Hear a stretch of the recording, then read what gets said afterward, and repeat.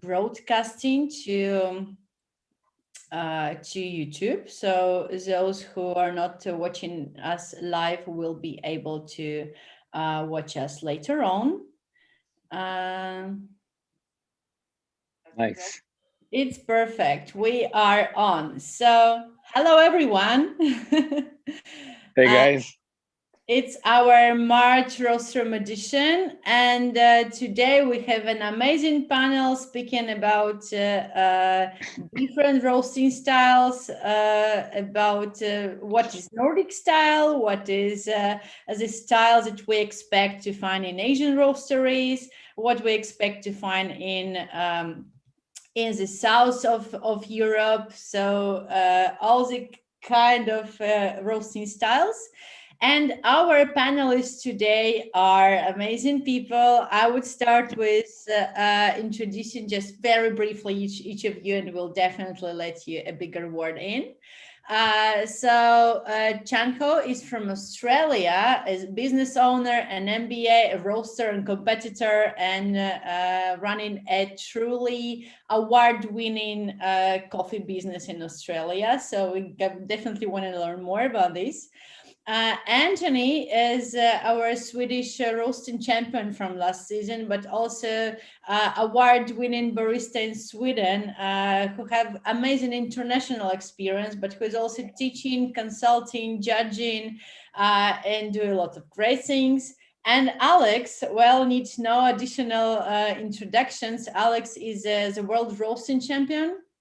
2016, but also judge, competitor, roaster, also having an amazing award-winning team, winning everything that can be won in Romania each season. And I'm glad to welcome all of you today. It's very nice to have you here. Thanks for the Giles. invitation, first of all. So I'd like to start with a quick introduction round. And here I would like you to speak more about your international experience in different markets and your coffee vision. What do you like about roasted coffee? How do you want it to be roasted? How do you want it to be brewed? Just like your coffee views and likes. So Alex, maybe we can start with you. Me first, huh? Yeah. Yeah. So yeah, I don't know. I like coffee in general, you know. That's the most that's the thing that unites us, you know. So yeah. I don't know, why should I be first? I don't know what to say. No, I'm kidding. Yeah. So sorry, can you guys hear me? It's like because Yes, I'm it's moving all around the It's place. all perfect. Awesome. We lose your video sometimes, but you're definitely here with great sound. Oh, okay, good. Because I'm in a basement in a coffee shop. You know, I couldn't reach my shop. That's the problem. I mean, either this or the car. So this is fine. It's better. It's way better here. You know. So generally, you like your coffees. That's great. But what about your like global experience? I know you're traveling a lot. So what do you like about coffee when you travel? Basically, the most important thing, it's like meeting new people all the time, because this is what coffee in the end does, you know. So like now I have like so many friends around the world because I had so many chances to travel in different countries, like in Europe, in US, in Asia as well, in Middle East, you know. So this is the best part, you know. This is what coffee is, you know. Always it's gonna be about relationships and friendships and stuff like that. This is my opinion, you know. I think you're asking me about how do I like my coffee, like when I go abroad or something like this, or yeah. Okay, basically I love filter coffee. So every time I travel, regarding the country, I like always want to try new coffees, you know, like filter and see like the perspective of each individuals. Like, you know, let's say I'm coming to your place, definitely I want you to brew me a coffee because you're a competitor as well. So like, you know, no judging, just enjoying. That's that's nice one, you know. Don't judge. We're not in a competition. We're here to like enjoy the coffees. Regarding which coffees they are, like filter espresso, dark roast, light roast. I'm generally a light roast guy, but yeah, you know, yeah. Okay, sounds great. Awesome. Anthony, if we could move on to you, yeah, like your international experience, your coffee background, and how do you like your coffee, especially when you're traveling? When I'm traveling, I want to see different culture in the area that I want to be in. For example, if when I travel into Vietnam, I try to learn how our Vietnamese friend brew the coffee, how they roast it, and what their opinion about the coffee flavor that they like. And I'm original from Vietnam, and I moved out to Vietnam from 13 years ago. I've been living in Australia, and I have been living in Germany, and I'm living in Sweden. So during the time that I travel, I learned that different culture have different coffee style, and the people like to enjoy the coffee in different way. So you cannot use your opinion to be judging another coffee culture because they are totally different background. They have totally different coffee bean with different character. The way that the people enjoy it differently as well. And during the time that I'm travel, I just want to learn as much as about the culture, how the people enjoy the coffee and why they like the cup of coffee, why they drink the coffee that way, why they brew the coffee that way, and why they roast the coffee that way. Uh, and try to learn every day, you know, learn how another people roasting, how, and then you look back yourself like how you're roasting, and their roasting can be improved, how we can improve our roasting profile. By the way, what we learn another culture and adapt another culture to your style. So that's in my opinion. Sounds great. Nice. Thank you, Anthony. Chanho, tell us please about a little bit about yourself, your coffee preferences, and your coffee views.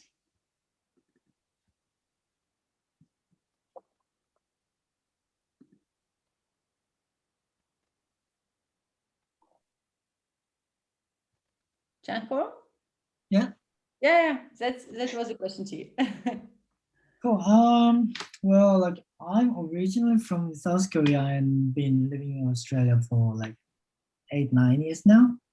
And from the experience of living in those two countries, like those two countries have totally different kind of coffee culture and coffee style, and everything's different. So yeah, it just has given me many different ideas and many different understanding about the culture background and how that impact the coffee culture as well, which is great. And well, I generally like filter coffees and normally drink like black coffees, but I also drink milk coffee sometimes.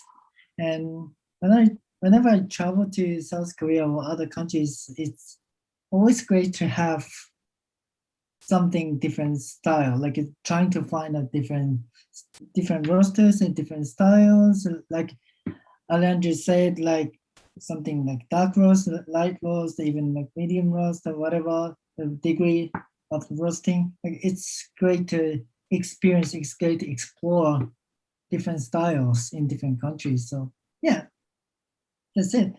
Okay, let's make sure to speak a little bit more about that today.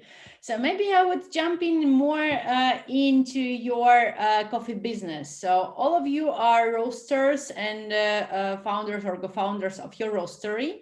So if I would like to ask you, what's your coffee like? Like I'm an international customer and I want to order a coffee from you. What do I expect? What is your approach in roasting? Anthony, if we could start with you this time. So that's a good question. So our roastery is based in Gothenburg, in Sweden. And the way that we roast the coffee is like we try to roast the coffee as light as possible, but not under roasted. it's a difficult challenge when you try to roast light roast but not under roasted. And the reason why we are doing that, because we believe when you have a light roast coffee, you keep the acidity alive, and when the acidity alive, you can approach easily to brewing technique. For example, if you're sometimes when I roast our Kenya coffee, they have high intensity of acidity, but I still keep it light roast. By the way, I'm doing light roast coffee, so I can keep all the acidity is highlight. And when it comes to the customer, the end customer, they just need to choose the way that they approach the brewing technique. And also, like, the water is different between the country to country. In Sweden, the water hardness is like really slow compared to the rest of Europe. So we try to evaluate our coffee by the water that we have in Sweden. And how to approach the brewing is, I think this is something the consumer can find out. Okay, thank you so much. So we'll jump into Nordic roast with the next question, but roasted light but not under roasted. Is it a Nordic roast style, Anthony?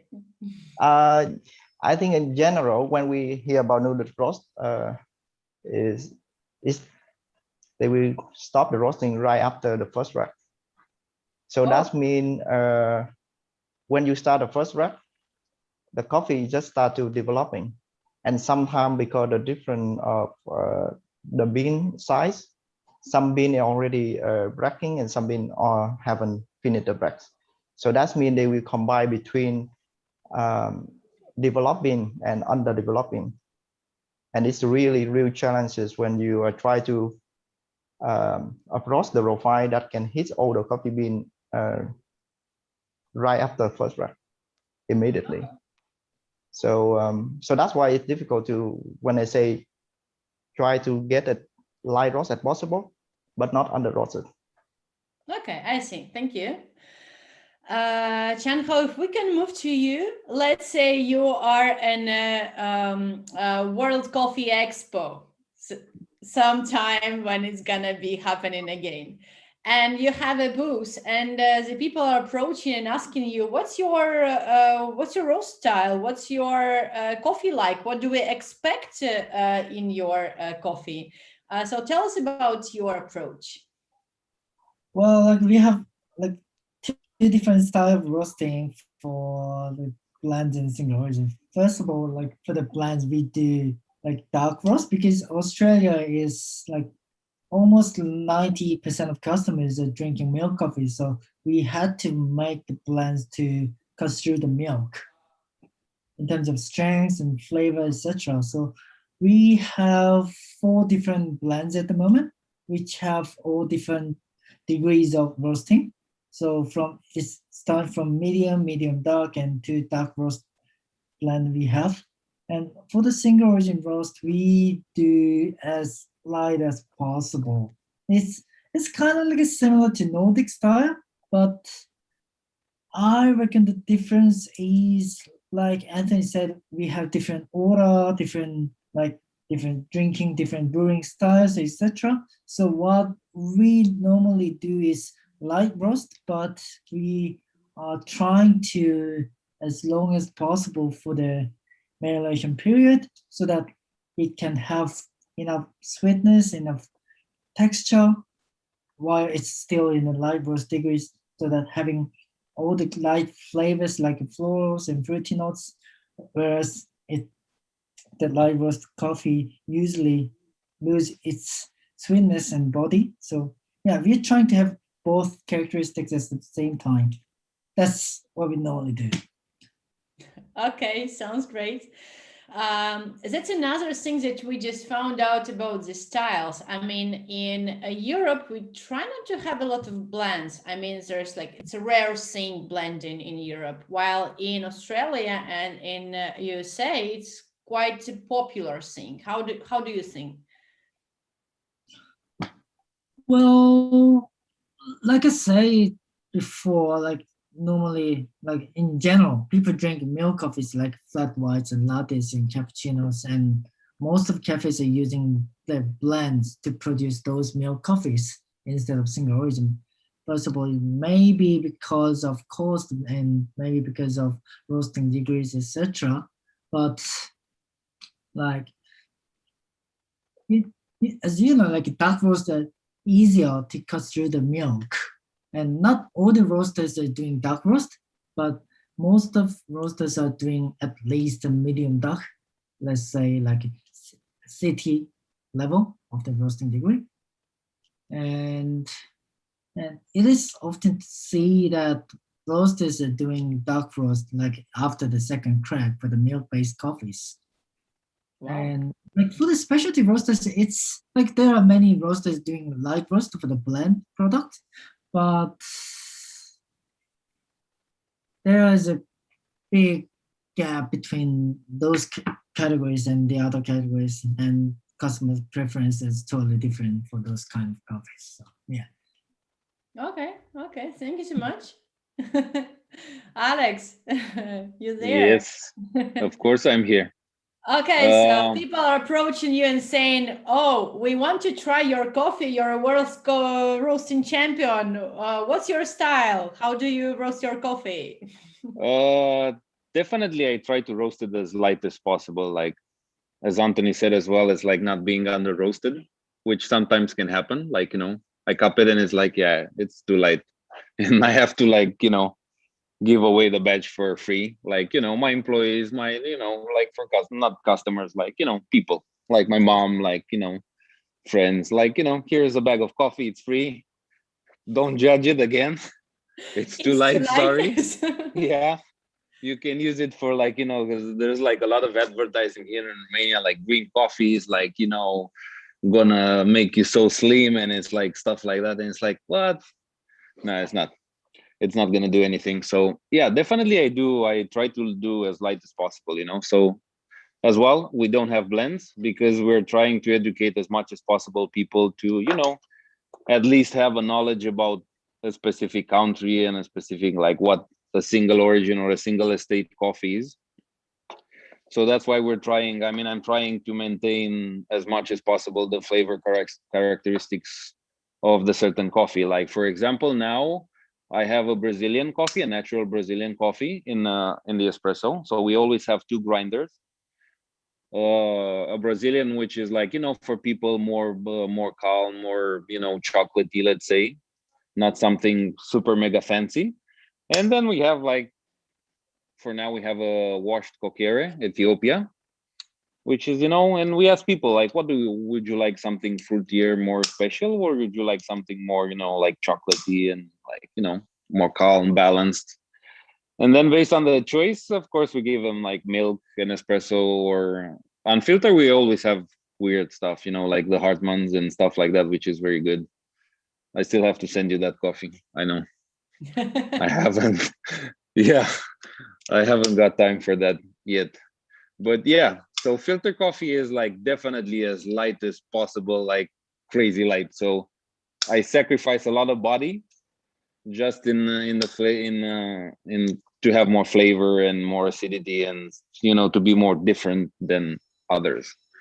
Sometimes I have like really tea like bodies and stuff like that, but the flavor and the sweetness is very nice, And there are like some coffees that we do that are like super silky, but still maintaining the light roast, which is like for me in Actron is around 95 to 105. I think that's my filter range based on the Actron color meter. So quite light. And my espressos is like 85 to 90, something like that. Sounds if it's like mine. yeah, exactly. It's nice. It should be vibrant, and especially because I mean, here in Romania, people are like, okay, you came to us, definitely we're gonna give you something that we want. It's not something that we're gonna give you a dark roast or something like that. Not because it's not good, but we're trying to have something different. So this is our approach. Sometimes at the beginning, people were like, yeah, I'm not gonna come again for a coffee because it's too light. And then after like a few days and weeks and something, they came back and said, yeah, I cannot drink anymore other coffees. So yeah. Okay, so you tend to At least we're educate the trying, customers on light roast. Yeah. This is our approach, Do it Another light. question to you, more in the geographical area. You basically, like, Romania is a little bit an ally from like Nordic and Central Europe to Southern Europe, and I mean, like it's already closer to Greece, and it's already on a level of Austria, Italy, when they like their coffee a bit darker. So how did this culture develop in Romania? What about other roasters and overall the consumption of the coffee? Are there people who like it darker or not? And how do you approach the customers from let's say Austria, who usually expect it way darker, who have the filter, which is your espresso basically? Do you have a different approach to them? How do you talk to them? Definitely, like, regarding if I sell coffee in Austria or in other countries in Europe, still they want to try my style of roasting, so they don't want like, okay, I want this coffee, but I want it darker and stuff like that, So they want to try the style that I'm doing, they want to like, it's the same thing, it's like we want to experience something, not necessarily make a coffee darker or lighter, people, I mean, like people roasteries or like coffee shops, they come to us and say, okay, I want to buy your coffee because I heard it's different, and I want to experience your style and stuff like that. Sometimes my filter coffees don't work very well to be cupped, they're like, but when you brew them, it's very nice, but when you cup them, they're like, no, definitely this is not gonna work, and like there are like lots of people that are like cupping the coffees and stuff like that, but they're like made for specifically filter, and it's my crazy thing, but then when you brew them on filter, it's like they're really good, but when you cup them, they're like you're like, this is not going to be very good, So yeah, people want an experience in general. Either they're coming here in the shop, or like, I'm sending them in Europe or in Middle East or in Asia. They want, to have my like style of roasting, and they, after that, you can either they can order again or not, depending if they like it or not, but at least they have an experience, when they try the coffee. Okay, sounds great. So now I have a question to everyone. Let's together try to figure out what defines the roast style. What are the parameters that we can measure or explain, or like that we can like have in a different way? What is the style of roasting? How do you understand this? Style of roasting, well, everything, it's like, it's not a standard in coffee roasting. Like if it would be a standard, we all had the same coffee worldwide, the only difference was how we brewed it and the water that we used for coffee, Yeah. So then a roasting style is basically your approach on how light, dark the coffee will be, and of course the heat application that you choose, of course, because we can, all three of us can have like the same nice, a cat, super nice. We have like 80, let's say I roasted like for a friend 2 coffees that were both 80 in color, and they were like so different in flavor profile, they were like different coffees almost, and it was the same coffee, so that's basically a roast style, in my opinion. It's your recipe that you want to highlight in a coffee, like acidity or sweetness or flavor, and you have to sacrifice other stuffs as well. Like you cannot have body and flavor and acidity and dark roast and super soluble coffees, and you have to like make some sacrifices and like accept them when you sell it to the customers or when you brew it or stuff like that. So basically, first of all, it's the roaster's priorities and creating the flavor profile. Yeah, you can say that as well. Yeah. What else? Like, what can we measure about this style? I think this for my opinion, it's like all the roaster, they have different kind of specific style for everyone. Because for example, if I'm the guy who like strawberry coffee, I like to eat strawberry, so I'm going to choose the coffee have strawberry flavor to roast it, and I want to try to highlight the strawberry in it. And if you are one of my friends in Vietnam, you say like a sweet guy, make a sweet coffee. So that is personal, you know, like it's really personal when it comes to the roaster. Nice. Yeah, and if I like tropical, I'm the guy who eats tropical food, and I like tropical thing. So then I definitely we choose tropical coffee. And sometimes we have the coffee have high alcoholic coffee, like cognac, for example. Like last week, I have been roast one coffee, and it tastes like cognac on the espresso, on the brew, and it's like, wow, that's cool. And like drink cognac as well. So then I choose that coffee for my products. So I think it's really at a personal that what you like, and you bring it to your into your roastery, and you highlight the flavor that you like. So basically, sourcing this certain beans is also part of this style, right? yeah, exactly. Okay. What else?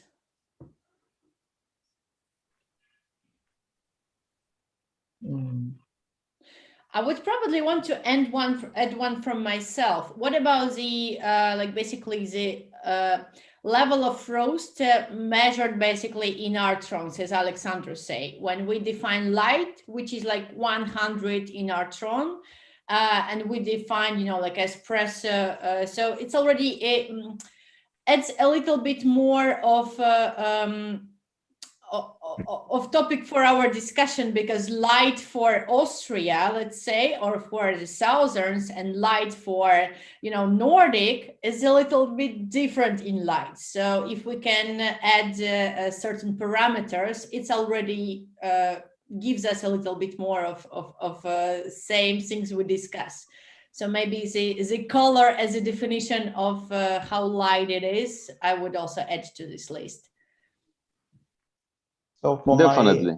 yeah, definitely. So well, I'll say yes and no, because like these days a lot of roasters are doing really like extremely light roast, and like it's the same in Australia, Korea, and many different countries, same doing light roast profile. And we still say it's Nordic style, it's Australian style, whatever. So I reckon there might be something more than the color of the roast. What do you think? Definitely is the heat application that everybody, that's basically what gives you the end flavor that we want, you know? Because as Anthony said, he likes strawberry coffees, let's say. You can make like very chocolatey coffees out of a strawberry coffee, you know? Like, or you can make it like a very unripe strawberry out of it, you know?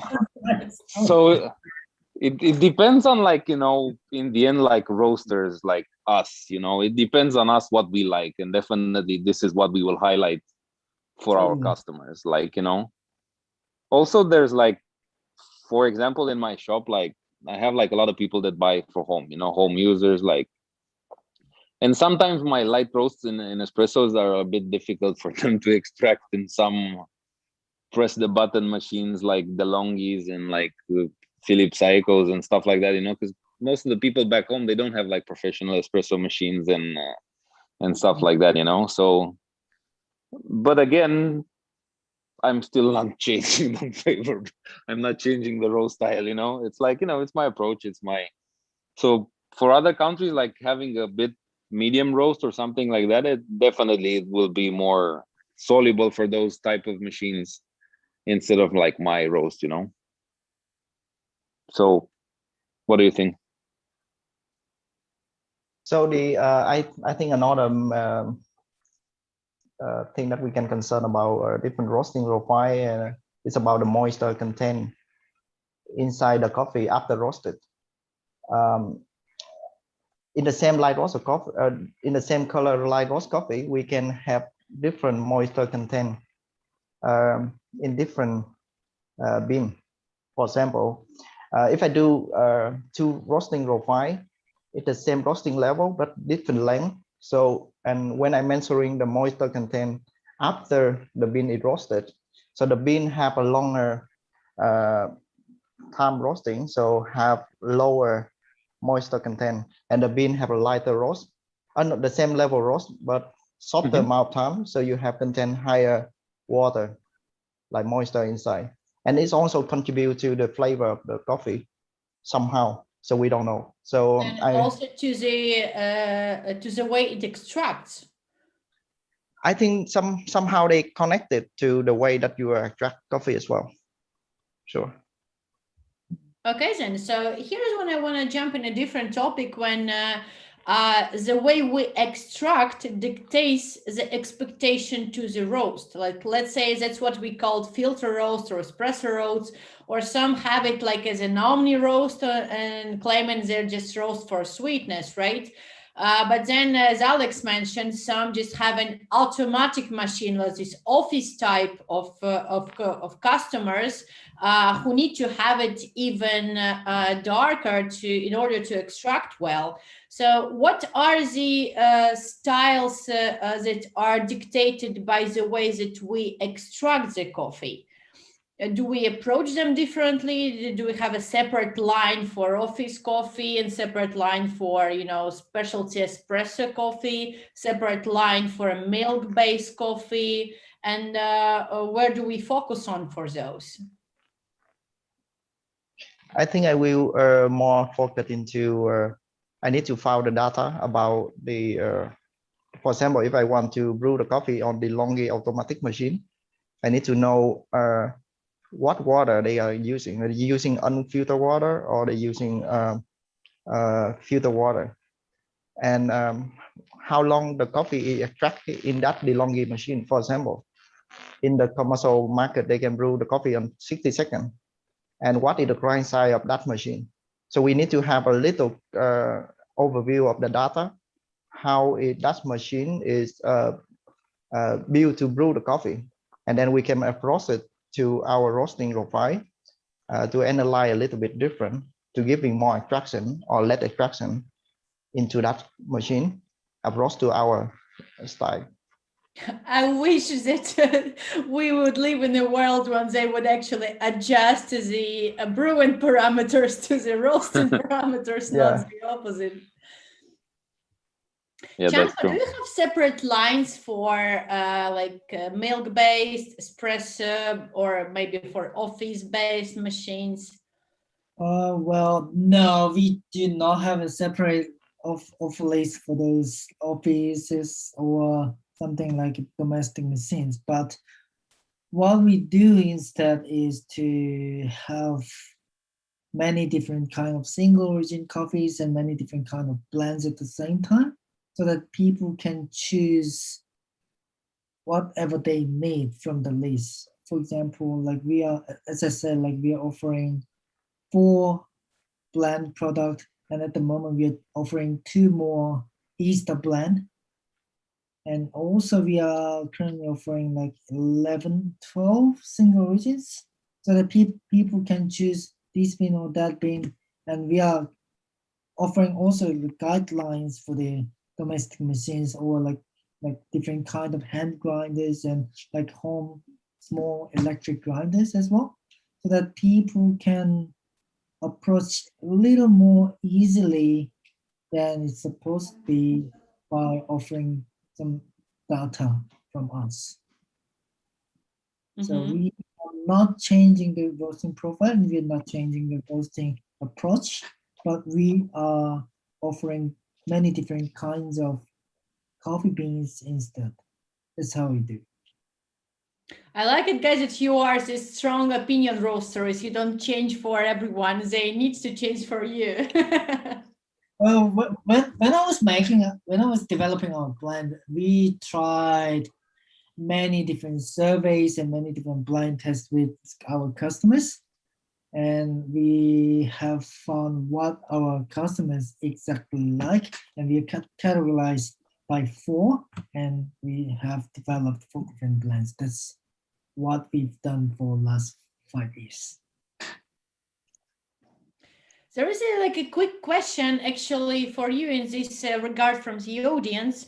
What is the percent of DTR are you reaching for your lighter single origin roast? And can you give a little tip how to promote more sweetness through the roast while roasting a lighter roast? E.g. for what should we do or tweak intensity in the Maillard phase? Do you have an opinion on this? Well, like it depends on the bean actually, but we do use a 15 kilo Gießen scene here, and it depends on the batch size actually. Like we have profiled like 3 kilos and 5 kilos, 7.5 and 10 and 12 and 15, all different kind of batch sizes. And normally we do between 7 and 13. And what I should say is, although we give only like 7% of DTR, we are focusing to extend the Maillard period as many as possible. So from the starting of the Maillard point to the end, it takes 60 to 65%. That's our target. Okay, interesting. Since you guys all are actually Gießen users, as far as I remember. So what's your approach to batch sizing and this development time and overall the Maillard phase for prolongation? Some tips over here? Me? Okay. Yeah. Awesome. So basically I have like, I have a 6 kilo Gießen as well. So it's not 15, but I have like 3 batch sizes and basically one more, it's like 1 kilo batch size. Whenever I have like super expensive competition coffees and stuff like that, you know, that you cannot afford to put like 5 kilos in it or 6 or whatever, you know, but not less than 1. Stronghold for this, Alex. Yes, I know. I have to. I know I roasted a lot on that machine. It's very nice. I like it. Even in my competition, I use that one as well. In Shanghai when I won the championship. So yeah. So basically 1 kilo is only for expensive coffees. Not if I go like less than 1 kilo, definitely it's not gonna be accurate in terms of, because I'm always using Cropster, not XLs and stuff like that. But you know, everything is acceptable, you know, in terms you have knowledge about what you're doing. So I'm not focusing too much on like DTRs and like, you know, stuff like that, but it's the way I apply the heat. So, and definitely depending on the coffees, obviously, you know, some coffees I can roast them in like 7 minutes, 8 minutes, and some others go like 11 minutes. But I think I don't go above 11 minutes.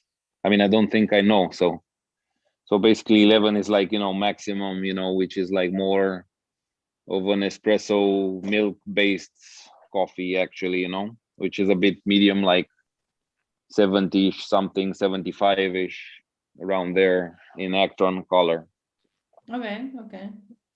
But again, you know, I don't even mark my first crack and stuff like that. I'm, you know, weird and stuff like this. But yeah, so it's not something that you can, you know, it's like, okay, you use 15% developing time and that's perfect. You know, it depends on what you did previous. You know, it's not like, you know, the last or the middle or the beginning. It's everything that you do in the roast that it's actually giving the end flavor of the coffee and texture, like everything, you know? Yeah, absolutely. Yeah. So definitely it's not something, I mean, I changed the profiles for the coffees, like some are really different than the others, you know, in terms of heat applications. So it's, you know, that's my approach. I cannot give you an answer, you know, to like approach. It's a really good approach. Any tips from you? Yeah. So at Alexei, sometimes I'm roasting coffee and I don't actually very much care about the DTR. So I'm more focused into the feeling, how you feel the bean and how the bean it reacts to the roaster. And we have Exactly. we have a machine like Ginseng W15A, so 15 kilo batches, and we only roast maximum 10 packs, 10 kilo per batches, and most of the time we do 6 kilo on 15 kilo ginseng. Oh, really? And so I would say, if I want to define how I can approach the profile, so I can like choose in 3 different categories. First, we have washed coffee, then you have anaerobic coffee, and then you have natural coffee. So in the washed coffee, I would often the best flavor that I approach is coming out from 15% development time. The anaerobic, I try to keep it at 7 to 10% development time, and the natural, I will keep from 10 to 15. So, but in the end, it's like different coffee. They are different of roast. So you need to feel it. You need to what I'm doing. I just roast the first bag. I try it to see like, is it my profile can be improved? Is it acidity pleasant? Is it sweetness there? Is it body there? Every factor is harmonized together. If it's not, what we can do again, and then we can maybe adjust the Maillard reaction phase. We can change in the drying phase, or then we are changing development time. So actually, I don't have the reference specifically for any coffee, but it's actually depend on the coffee that we are using. And one of my challenges is Vietnam coffee because I'm original from Vietnam. And last month I bought 1 pallet of Vietnam coffee, 600 kilo, and they apply yeast fermentation process. Nice. And I've been like most of the time, you know, in Nordic, we roast only Ethiopia, Kenya, Colombia, and we rarely using the ASEAN bean. And I actually have no idea how to roast ASEAN bean, even though I'm from Vietnam. And then I have to contact with my friend and to ask them about like, hey Frank, why the coffee that I roasted to I roast almost the same technique with Colombia and Ethiopia coffee bean, but our coffee taste is like really bad, and it's like under roasted. And then and my friend were explaining about the structure of the bean, the moisture different, the density different. Then I need to be actually learning everything again. By the way, that I practical and do a lot of sample roasted, and then analyze all the data that I have and apply correct heat transfer into the bean. And that is something like that, you know, like sometimes we our roaster often have 1 or 2 type of origin that you are really good at, but some another origin that you are missing. Maybe you don't roast so much, or you don't have a lot of experience to have roasted. Then we need to learning and, you know, open mind and try different way to see how it's approached to that specific of coffee. Yeah, that's my opinion. Sounds nice. Nice. Definitely. Okay, so I want to jump back to the original topic, right? And those global roasting styles. Since you guys are roasters, I bet that whenever you travel, whenever you get, you know, a bag of coffee from someone, or you travel and buy a bag of coffee somewhere else, or even just try a filter on an espresso somewhere and traveling, you analyze the roast, don't you? Yeah, definitely. Of course, you want to know, like, you know, their approach.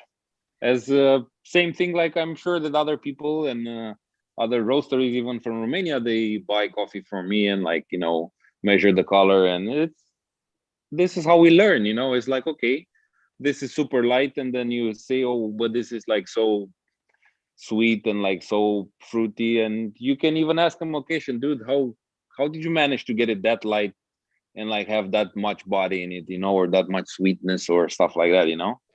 It's like, I'm sure that they're gonna ask. They're gonna answer. It's not like, you know, it's top secret and stuff like that, you know. So this is my approach. I'm definitely like, you know, measuring the color. I mean, Why like, not? even if if you just taste a coffee somewhere in a coffee shop, I bet in the back of your mind you think, okay, that was probably Earthron, like 80, so it's too dark, or it was just too light. I don't have a lot of. It's underdeveloped. I mean, like, man, it's like so much hay in it, don't you? Sometimes because it's a professional defect, you watch the beans in the hoppers, for the espressos and stuff like that. And then you say, okay, it's maybe the next shop, or let's try it. It's like, yeah, why not? So I do this. I told you, definitely I'm not gonna ask like, hey, can you give me like 20 grams of beans because I want to measure the color of your coffee. That would be like really weird. It's like but definitely like if I like the coffee and stuff, definitely I'm gonna buy a bag or 2 or 3, or and try them back home and see how they taste back home, and like measure the colors and do a copying and stuff like that. We always have to improve in what we do, so why not? Definitely. So this was just a leading question to the original question. I wanted to ask you and try to recall from your experience of maybe a couple of years back when you were already a professional roaster and was like analyzing everything. Maybe while traveling, maybe on the expo, or maybe just like on occasion, what type of coffee did ever surprise you? It could be basically the roast, the brew, but just a real surprise when you expected something differently and just got something surprising. Can you recall an experience like 1 or 2 from your coffee background? Well, there's one sensational coffee that surprised me. Like it was one of the best ever in my life. It was a milk coffee. It was a latte. It was a coffee latte when I was traveling to Busan of South Korea, and like it was just outstanding. Like it was tasty. Like it tastes like dark chocolate. It tastes like almost mocha, cafe mocha. So I was so surprised, and I asked the roaster, like, "Excuse me, like, can you explain, like, how do you roast this coffee?" And yeah, he took me to the roastery and showed like to take short tour of the roastery, and was really surprising. And he was kind of like artisan, like very like talented and very focused roaster, and he does all the job by himself. So from the sourcing, roasting, packaging, and he's only one man who controlled everything, and it was quite impressive. It was like it was even darker than the second track. It was almost like black bean, but yeah, it tasted amazing. Like it changed my perception on dark roasting. Like before that, I was like, dark roasting is shit. It's really bad. But after that, my perception has completely changed. Like coffee is coffee, and we should make a great quality as a cup, not arguing whether it's dark or medium, whatever. Like since then, I started to focus on the quality of final products. Like it was a big moment for me. Okay, nice one. Alex, what about you? Any real surprising experience? Yeah, I had one. Like, well, I mean, not just one, but like one was in Dublin in 2016 in World of Coffee. And I remember that I won the championship, the roasting championship, but before, and I was brewing coffee at the 90 plus booth, and I drank that amazing coffee, which was Simona Bay. It was something, when you looked at the beans, they were like semi-Quakers and I don't know, stuff like that, really weird. And Odd roasted the coffee in, I don't know, Supreme Roast Works, I think it's his coffee shop or roastery. But anyway, when I brewed the coffee and like smelled it, and there was a guy next to me, you know, a normal guy that came and asked for a coffee, and he was like, "Did you wear some like perfume or something?" It's like, "No, it's from the coffee."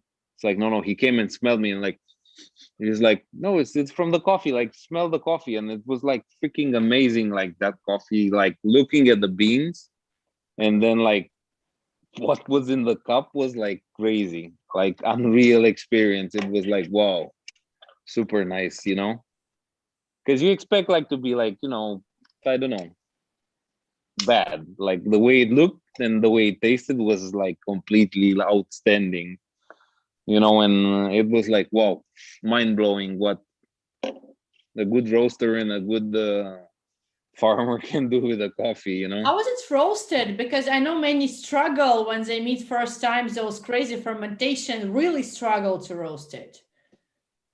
It wasn't that, it wasn't the fermented type of coffee. Like those are definitely like Anthony said as well, the anaerobics, especially the natural ones or like honeys or washed are a bit more different.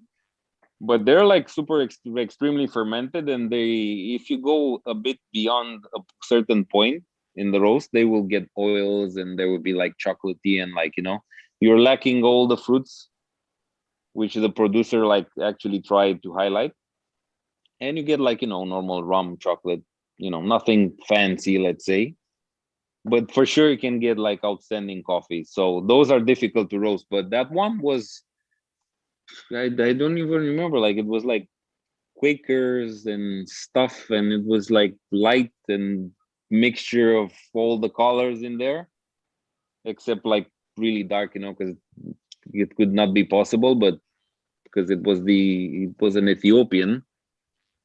But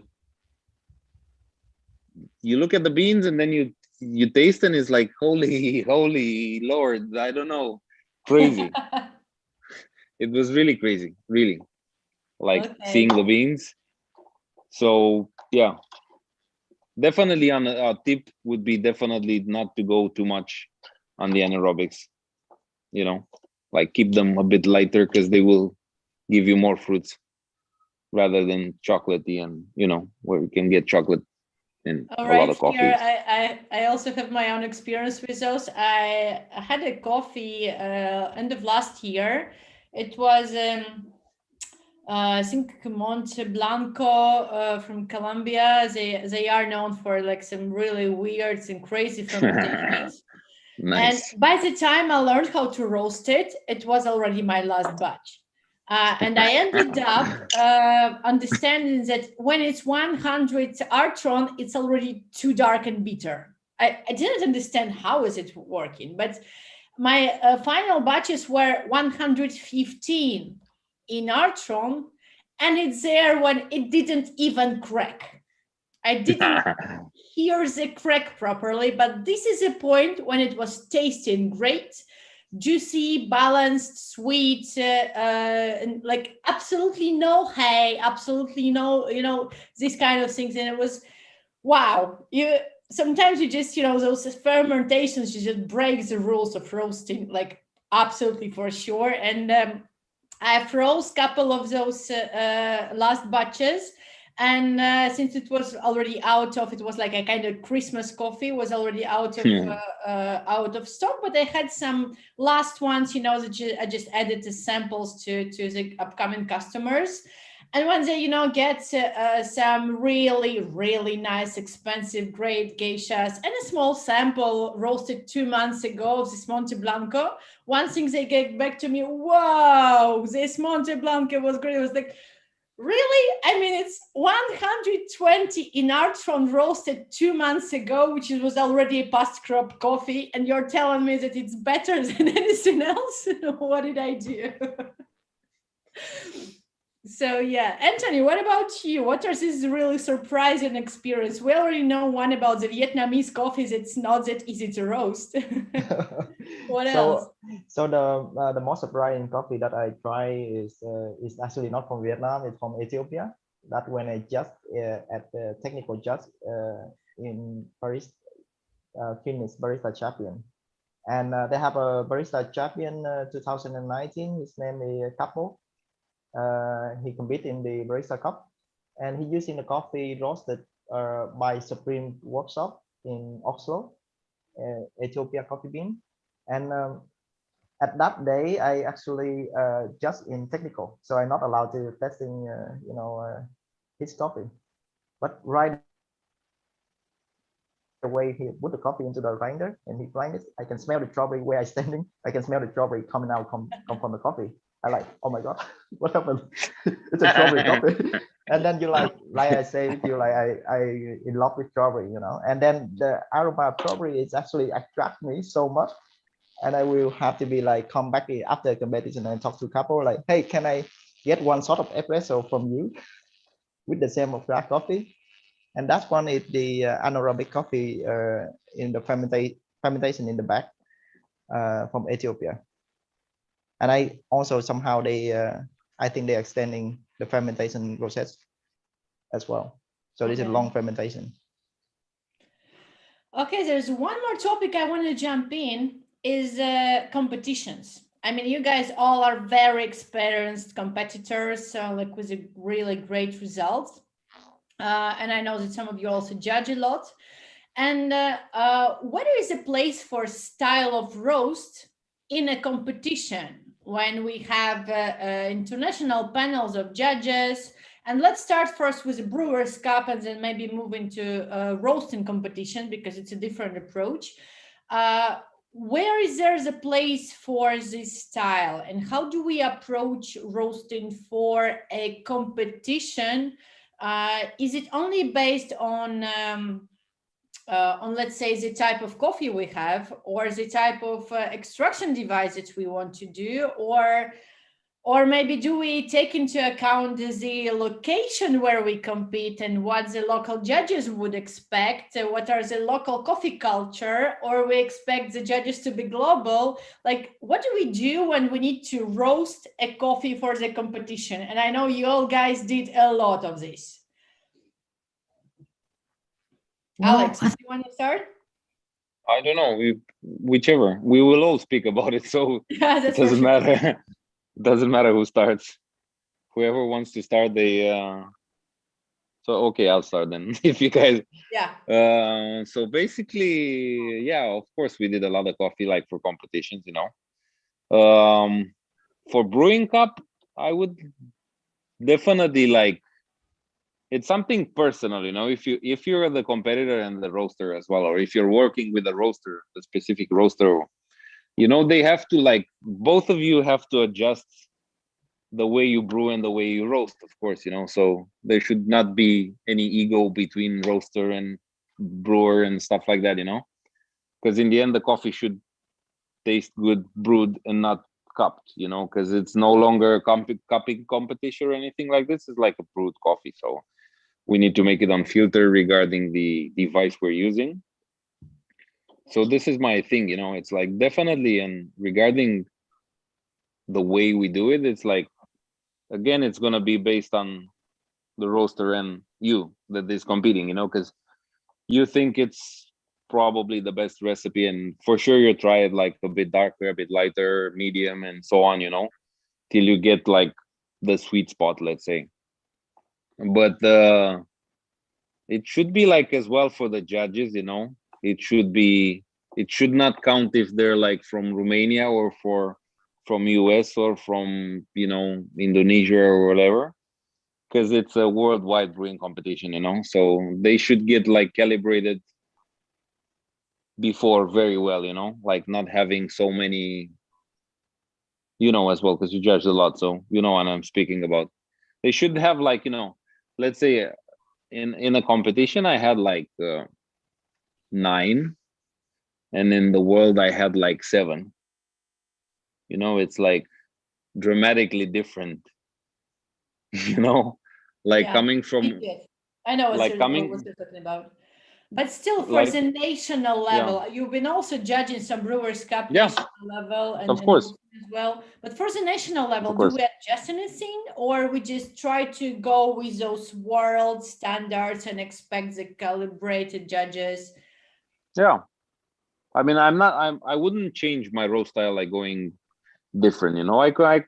I would definitely change the recipes and so on, in order to get like the best that I believe, of course, I can, achieve. So then in the competition, you get the feedback, it's like, dude, that was way too light, or it was like, wow, it was amazing. So yeah, you get feedback, winning, losing, you get feedback. So it's important next time, how to change, and definitely you learn a lot. So this is my approach, you never lose, you just learn. Yeah, that's for sure. What about you guys? Definitely. With many seconds and thirds that Chanho has, it's definitely the approach of learning, not losing. How do you approach this overall, like the roasting for competitions on the brewers? Well, I've competed 11 Roast Cup round from the beginning till now. And every time what I've learned is there's a little gap between what we do in production and what we do in the competition. I mean, like coffee quality wise, it's different, but like we also sell like a lot of like gauges and top exotic coffees in the shop. So that's not a problem. And what I found as the biggest difference is that what we do in production is totally depending on what I prefer in terms of flavor and expressions and whatever in the cup.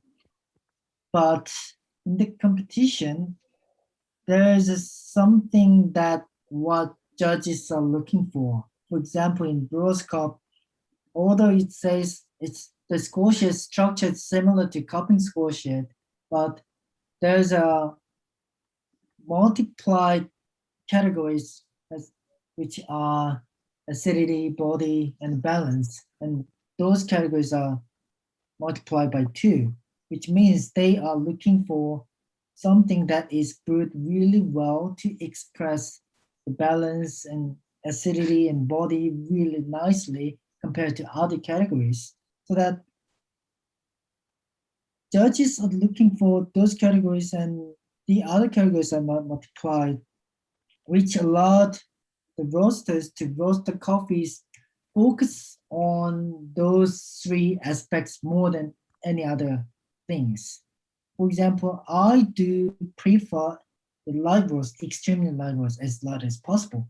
But when I do competitions, it should be different to express the body, express the balance, and the balance I normally do in production is totally different to the balance what judges are looking for. That's what I felt, and that's the point that I've been improving in the competition. And yeah, that I think that's the main difference between those 2 parties.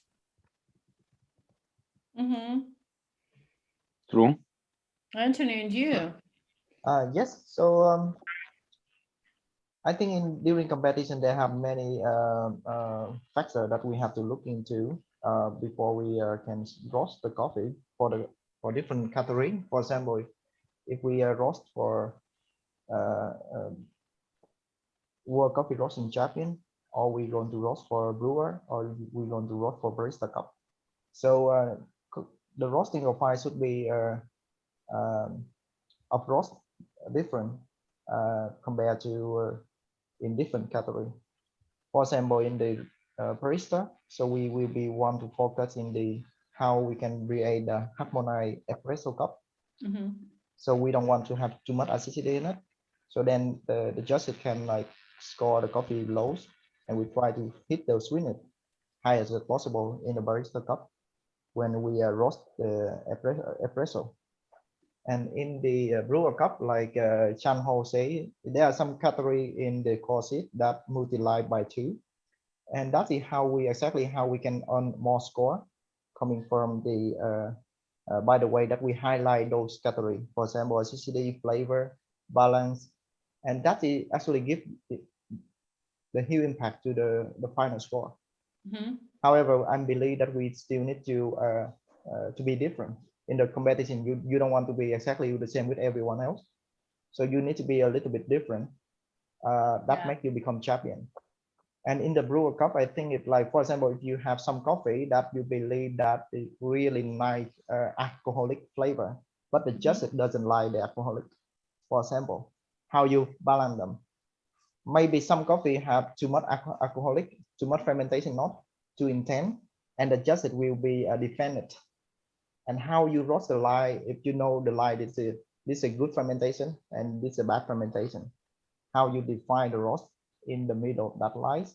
So then it's going to be have a lot of discussion between the barista and the brewer, how we can define the justice reference, and we need to understanding what the justice prefer, because some people they have strong opinion about fermentation coffee. Some people have a little bit more open mindset and they're like, okay, fermentation is nice. But in the end of the day, it have to be a good balance cup in the brewer cup. And in the roasting category, so because in the roasting category, we cannot choose the coffee. Yeah, well, speaking of roasting competitions, that was where I wanted to jump next, because here is, two things that make it more difficult is you do not select the coffee, you work with what you have. Then you have a certain roasting style and approach yourself, but how would you adjust it for the competition rules and score sheet? So I will try to apply the same way in the brewer cup, that we will try to roast the coffee, have try to keep the balance, flavor, and the sweetness where the score is multiplied by 2, and also try to avoiding all defect roasting. You don't want the real knot, you don't want to over roast it, and by doing that, you can actually give very high score in the competition. Does that mean that your Nordic style of roasting is not exactly how you won this? No, actually, that of course when we do competition and how we approach our style into the competition is different. Okay, so it was absolutely different. Alex, you have to tell us everything about it because you won this world competition. You know it. Yeah. Basically, I really enjoy when you get a coffee and you don't know anything about it, It's very nice. Because this is like, the skill of the roaster or the brewer or whatever.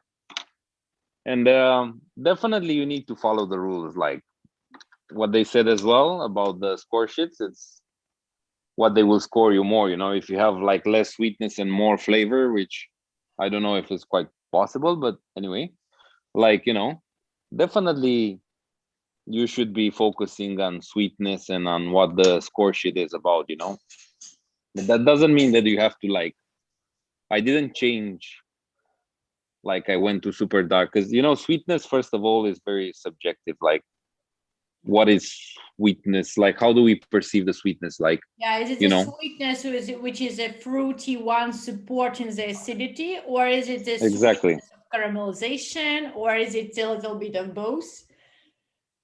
Probably one a little bit of both, but definitely, it's, I mean, you cannot get a coffee and just roast it a bit darker and you kind of expect to get high sweetness out of it, because it may not be the thing. So I like in my championship, because I competed 2 times in the world, first in Sweden, actually in Gothenburg in 2015.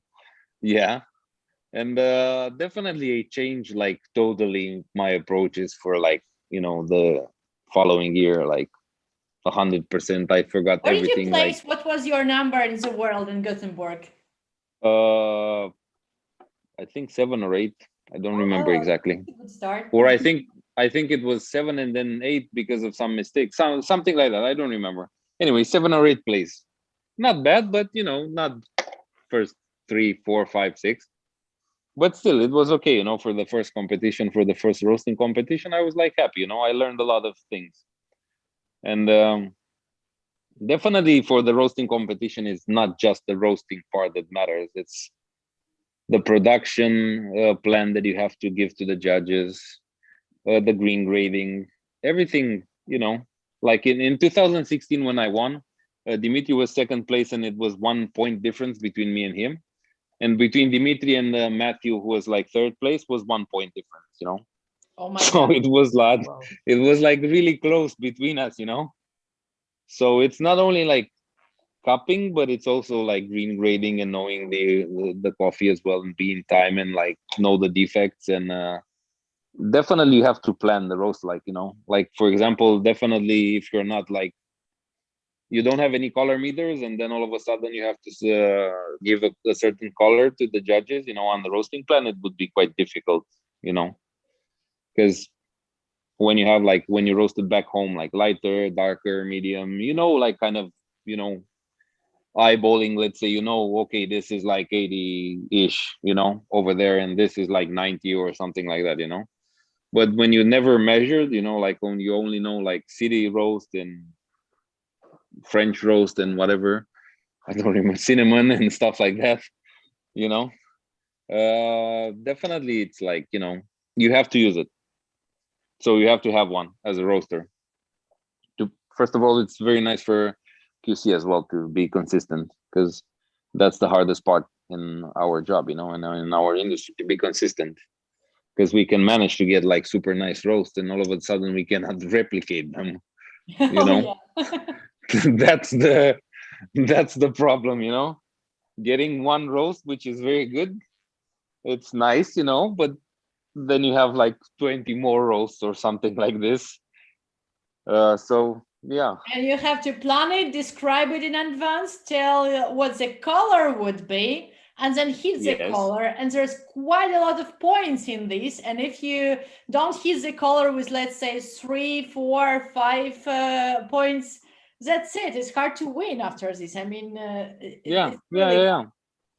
it's a competition which is like really tight, you know. It's not like barista that you have like so many hundreds of points difference, or like you can have like 50 points difference between first and second. You have like in brewers, you know, you can have like, so 1 point, half a point or stuff like that, which is like, you have to like give 100% on all of them, like not only on roasting, you know, which is nice. That's why I like about this competition. It's really difficult, you know. It's not easy, but it's super entertaining and fun, and keeps you like all 4 days. You're like, oh, I remember myself in the competition, because I in Cropster, I chose there was a guy from Germany who was his name was Alec, not with an X but with a C, and I chose his profile as well, like in the dummy roast, which is basically a practice coffee. And all of a sudden, I was in the hotel and I was like, "Where's my roast profiles?" You know. And then I saw that we had like, both of us had like Alec, and I was like, "Oh my god!" I almost couldn't sleep that night. I was like, "Oh my god!" And first thing in the morning, I went to like the head judge, and it's like, "I made a mistake last night, and I made a mistake yesterday," and stuff like that. But anyway, dummy roast was like not in consideration or anything. You know, it was just practice roast. But still, I was like super freaked out. I was like, "Whoa, yeah." Okay, So I see. definitely you should keep your style, you know, in the competition. Like, don't just roast it darker, or, you know, just because then you're never gonna be like, you know, first of all, you're never gonna be happy, you know. Like, that's why I was like, you are gonna be happy anyway, if you did win or did not win. It's learning. Yeah, but if you like roast the way you wanted to, and not like the way, you know, I don't know, let's say your coach says, okay, roast it a bit darker because, I don't know, then you're not gonna be happy, you know, because you want you to be there. It's not the coach or stuff like that, you know. Yeah, exactly. So that's why, I mean, like, be happy about it. Yeah, sorry, I spoke too much. Okay, then that's fine. Like, I mean, like, you won this competition, you know what you're speaking about. Yeah. So just, you know, one last round of questions is again about the roasting styles and the world roasting styles, which are like location based. If you have, you know, let's say on the World Expo, you got a voucher for 5 bags of coffee from 5 different roasters, what will you go with? Like a specific roaster or a location or just area in the world or a country?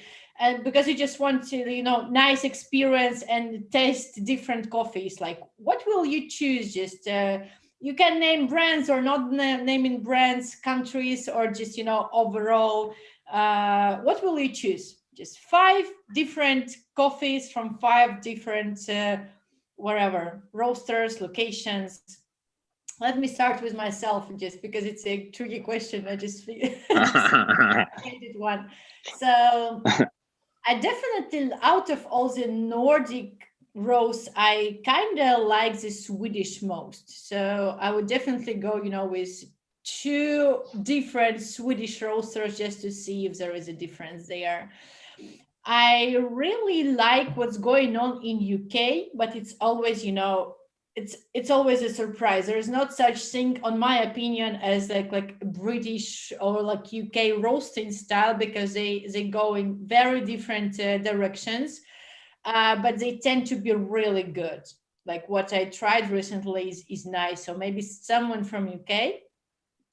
But I'm always curious about what's going on in Korea. I mean, I remember my trip to Korea. First 2 days, it was like, oh my God, it's so dark. Oh my God, it's so dark. Where is my, where is my, you know, like, where's my berries that I love and adore? Why everything is just so sweet, you know, like with this roasty notes, is like tiny bitterness. And then I just get used to it. I mean, like, I started to love it. On day 3, day 4, I was just drinking coffee every day. And I was like, from dusk till down, just walking, you know, like there is a roastery every 100 meters, and you just buy another and drink everything. And it was like all so sweet at the end. I started to buy a lot of bags.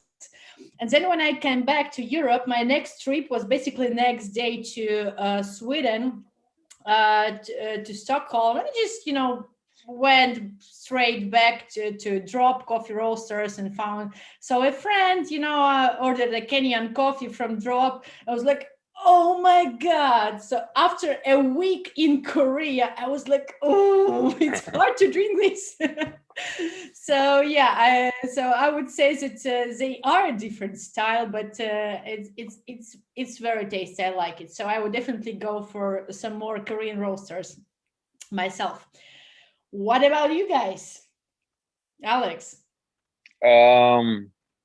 First of all, like when I was like starting in coffee and stuff like that, definitely I was like watching on YouTube all these guys that were competing, you know, in barista, and I was like, man, I want to try his coffee and like how he's brewing and stuff like that. So definitely I always wanted, like, you know, to try and see like what is it like a coffee that, you know, a world champion won with, or stuff, or a finalist in the barista and stuff like that, you know, because I think this is what people like actually want, you know, like like young baristas and starting new baristas or roasters, they want to see, like, you know, award-winning roasters and stuff. Like, this is what I mean, I definitely wanted. I was like all of it in coffee events and stuff like that. I was like, man, can you make an espresso for me, or like a filter coffee or whatever, you know? It's the same when I was in where was we? I think I was in Shanghai somewhere, and the guys at the 90 plus with Stefanos and like Oldsteiner and everybody was like, We've just lost Alex. So we're gonna get back to him later on. Yeah. Anthony, what about you? So yeah, I think it's like the coffee. So because I'm staying in Sweden, so and I've been travel around Europe a lot. So if I have the opportunity, then I would like to try something from China, Korea, and Japan, like where the coffee culture is developed very fast. Mm-hmm. And you can see the different roast between those countries compared to 5 years or 6 years ago to now, to see what the difference between like after 6 years or 10 years, the specialty coffee approach to ASEAN country, how they impact to the way that they roast, how they impact the way that they brew a coffee. And of course, Australia is also the place that all the best barista or the most famous cafe will be. So I very like to back in Australia one day and visit most of them. To see what happens after 10 years. Yeah, after 10 years, what happened? Yeah, and of course in Panama, so where the coffee is, you know, you have a lot of super nice geisha coffee from Panama, and a lot of different experimental processing is happening. And I would like to see how the Panama coffee roaster or the coffee professional in Panama is experiment their coffee, and how the coffee flavor can be developed in next coming year. Interesting. So how do they actually roast it and brew it in Panama is quite interesting. They have a lot of roasters and they do sell a lot locally. That's interesting. Alex, are you back now? Yeah, sorry, it just disconnected by, and I was like, Fine, what? fine. So yeah, you sorry were about that. talking about Stefanos and that experience. Yeah, they were in Shanghai, and they were brewing this amazing geisha coffees, you know, super weird, fermented with all this, like, you know, processing.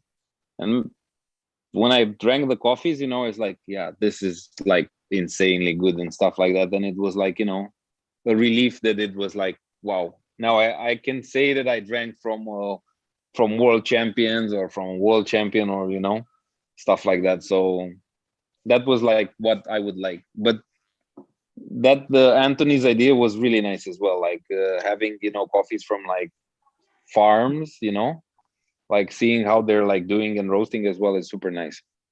It's very nice. Yeah, you can have yours ideas. It's fine. Yeah. No, but I said, like, definitely my idea was like when I was like starting in this business, I was like, definitely I want to try world. I mean, not necessarily world champion, but at least, you know, have an idea of how a coffee should be tasting like, you know, not just because I can roast it like, you know, whatever. Maybe it was like almost the same or totally different, but I wanted to know exactly how does a world like a barista champion makes a coffee, you know. And it was a very nice experience to see it, like, you know, definitely you should try coffees from Greece as well. They're very good. Yeah. Yeah, Greece is a nice country as well. And definitely I heard like a lot of Indonesian coffees now are like rocking big time. So definitely I want to try. I want to try some Indonesian coffees as well. I never had like a good Vietnamese coffee, but I hope you will send us something when you get it. Once you figure out, like waste in other two batches, figure out how to roast a yeast fermentation Vietnamese coffee sounds really interesting. Yeah, definitely. Like I had some coffees in Thailand when I was making a roasting class, and a guy came with some, you know, Thai coffees. I was like, what is this? They had like mangoes and pineapples and like all the crazy fruits. And I was like, whoa, it's insane, you know? And most of the people, like, we were scoring the coffees, and I was like, okay, let's calibrate a bit. And I think all of them, they scored it like under 80 points for that coffee. And I was like, why? It's like, does it have this, and this, and then this and this? And it's like, you should hide like super high, you know? That producer made an amazing job, like, really, you know. Yeah, it was funny, but the coffee was outstanding. You don't like, value really that much what you have, you know. yeah, you know, you get like some amazing coffees from some countries that, you know, you'd think normally they're like, you know, not very good, and then you get surprised and it's like in your face directly. It's super nice. It's super nice. Okay, Yeah. Chanho, what about you? What kind of coffees, where would you like to have them from? Well, like most of good things are mentioned by these amazing guys, and well, I'll say if I could, I wish I could have something from Nordic and some European countries like Greece or Germany. And one thing that I'm really interested to have is Taiwanese coffee. like Taiwanese are getting bigger and bigger these days, and I'm really interested to try. Unfortunately, I haven't got to try yet. So yeah, probably like Taiwanese will be my first choice.